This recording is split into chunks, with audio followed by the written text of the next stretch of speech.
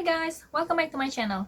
In today's video, I'm going to show you how I managed to download the Photoshop Elements 2018 onto my new laptop. The story was my old laptop died on me a couple of days ago. So in it had the Photoshop Elements 2018, which I purchased from the Microsoft Store last year. So for my new laptop, I wanted the same program to be in it. So I will show you how I managed to get the link and downloaded it into my new laptop.